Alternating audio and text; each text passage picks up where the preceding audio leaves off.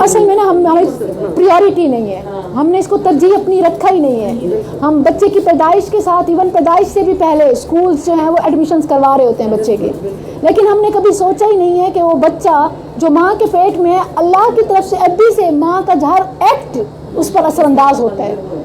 بچہ سنتا ہے ماں کیا سن رہی ہے, ماں کیا دیکھ رہی ہے, بچے کے اوپر اثر ہوتا ہے.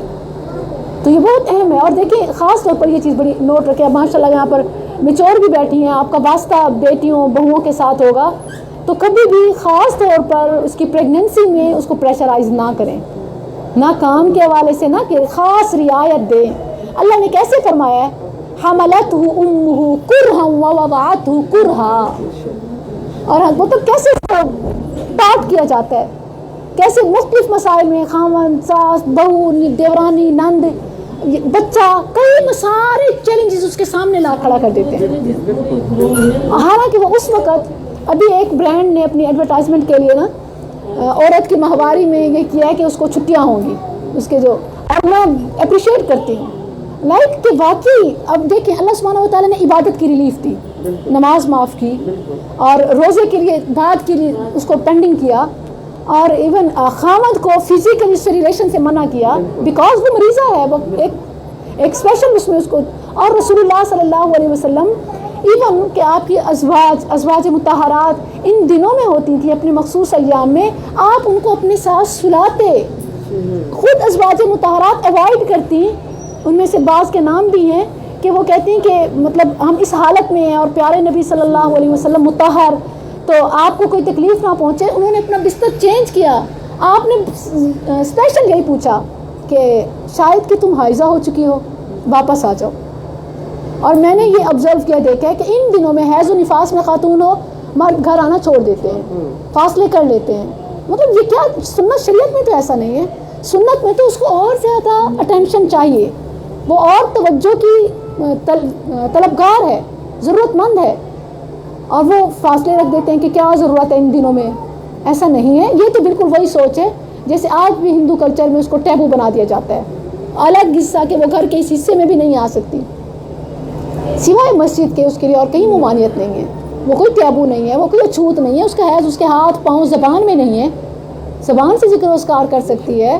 اور نبی صلی اللہ علیہ وسلم اعتکاف میں تھے, آپ نے حجرے سے ام المؤمنین عائشہ رضی اللہ عنہا سے کہا کہ مجھے فلاں چیز پکڑاؤ, تو انہوں نے کہا کہ میں تو حائضہ ہوں. آپ نے فرمایا لیست حیضتک بیدک, تمہارا حیض تمہارے ہاتھ میں نہیں ہے, ہاتھ سے پکڑوا سکتی ہو. اب ہمارے یہاں یہ رواج ہے کہ مطلب جب عورت کا بچہ ہوتا ہے کہتے جب تک وہ 11 نہ نہائے یا 7 دن نہ نہائے 3 دن نہ نہائے اس وقت وہ کسی چیز کو ہاتھ نہ لگائے. بالکل وہی غلط بات. مطلب 40 دن کی ہر بات چھوڑ دیں, 3 تک 5 تک 7 تک 11 تک تو چلو پہنچ جائے. ہر کسی نے اپنے اپنے فرضی تقویٰ کے معیار بنائے ہوئے ہیں, ان کے لحاظ سے شاید یہ کوئی نیکی ہے. جب تک نہائے نہ اس وقت تک. اور ایک اور بھی پوائنٹ شاید آپ کے ذہن میں, اور جنابت میں بھی ایسا کیا جاتا ہے کہ بچے کو فیڈ نہ کرائے, بچے کو فیڈ نہ کرائے اور کچن میں نہ آئے, کھانا نہ کھائے, روٹی نہ پکائے. پھر نہائے گی کیسے؟ میرے خیال میں وہ سرائکی میں جیسے کہتے ہیں نا کہ مکدی مکا, پھر تو ہسبینڈ کو قریب ہی نہ آنے دیں کہ کہیں مسئلہ ہی نہ ہو. وہ تو بات ہی نہیں ہے, وہ تو دس دو یا نہیں پیار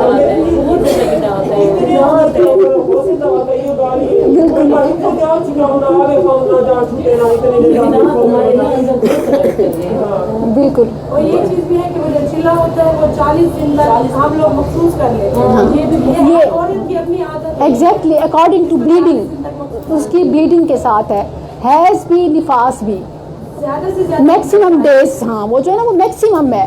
اس کے بعد بھی اگر اس کی بلیڈنگ ہوتی ہے تو وہ بیماری ہے, اس پر نماز شروع ہو جائے گی, وہ غسل طہارت کرے, وہ اس لیے بتائی گئی ہے. اسی طرح حیض کی بھی کم سے کم جیسے سی سیکشن ہوتے ہیں تو وہ بلیڈنگ سارے وہ کلین کر لیتے ہیں تو 10-20 دن ہوتی ہے, یا کسی کے 30 دن ہے. تو یہ حیض صرف ریلیٹ کرتا ہے بلیڈنگ کے ساتھ. ہر مسلمان کو کانشیس رہنا چاہیے, چیک کرتے رہنا چاہیے. اس میں غفلت کی ضرورت نہیں ہے کہ آج ختم ہوئے کل تسلی کروں گی, پرسوں جا کر غسل طہارت کروں گی, نہیں. بنا لیا تھا کہ بس ہمارے 40 دن ہیں, 40 دن کے بعد ہم نے نہا کے پھر پڑے ہیں. ہیں یا نہیں ہے لیکن 40 دن فکس ہے. जब दुआ खत्म हो गया नहाया उस दिन मतलब अल्लाह का शुक्र होता हाँ, है। जनाबत के हवाले से भी ये मसला क्लियर कर लें कि जो जहाँ तक जनाबत का इशू है हस्बैंड वाइफ के रिलेशन के बाद बिफोर शावर, तो जो शरीयत का हुक्म है वो ये है कि नजासत अगर हाथ पर लगी है तो मस्ट हाथ धोना ज़रूरी है। उसके बाद उसने किचन में कोई भी उसकी ज़रूरत है वो कर सकती है। और इसके लिए देखिए मर्द और औरत दोनों जिम्मे होते हैं ना।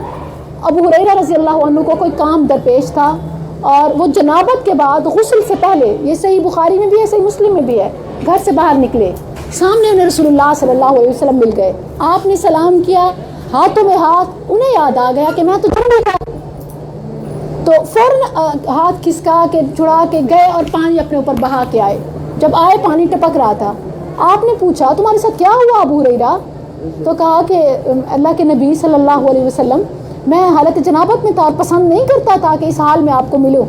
आपने फरमाया सुबहान अल्लाह इन्नल मुमिना ला यंजुस, और दूसरी में है अल मुस्लिमु ला यंजुस, कि मोमिन मुसलमान कभी नापाक नहीं होता।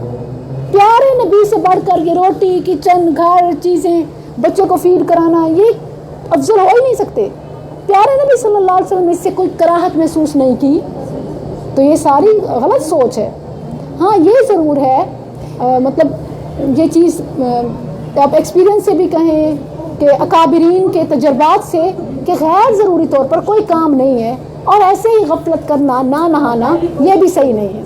पहली कोशिश तो यही होती है ना, क्योंकि उससे अगर आपने कभी ऑब्जर्व किया हो ना कि खामखा लेट करने से घर में झगड़े होते हैं। हालांकि वो एक लव का एक अच्छा माहौल क्रिएट हो चुका होता है कि अंडरस्टैंडिंग का, तभी जाकर रिलेशन होता है ना। लेकिन अगर उसके बाद खामखा गुस्ल को लेट करेंगे तो ज़रूर झगड़े होते हैं। तो लिहाजा इसको वो हमारी बड़ों की भी बात इसलिए ठीक है कि अगर वो सख्ती करती हैं इस तौर पर उन पर सख्ती करती हैं जो खामखा लेट कर रही हैं गुस्ल को, तो वो बजा है फिर उनकी सख्ती। मतलब ये कहने का कि अगर बहुत ज़्यादा परेशानी है तो कहते हैं वज़ू भी कर सकती हैं। ये बहुत जो मैं पॉइंट भूल रही थी, इन्होंने बहुत अच्छा इजाफा किया। नबी करीम सल्लल्लाहु अलैहि वसल्लम का मामूल था कि जब इस हालत के बाद आप सोना चाहते और फ़ौरन तौर पर इवन मेडिकली भी गुस्ल लेना, कि फ़ौरी शावर लेना सही नहीं है, कि बॉडी टेम्परेचर सही होने दें और फिर शावर लें। तो रसूलुल्लाह सल्लल्लाहु अलैहि वसल्लम सोने से पहले वज़ू कर लिया करते थे और आप इसको शॉर्ट तहारा करार देते थे कि ये निस्फ पाकीज़गी है, कि कम अज़ कम ऐसा कर लें कि आप अपने प्राइवेट पार्ट्स वॉश कर लें, ज़ाहिर है उसके बगैर तो वज़ू नहीं होता, फिर वज़ू कर लें जैसे नमाज के लिए करते हैं, तो ये आपकी शॉर्ट तहारा होगी और ये मसनून है।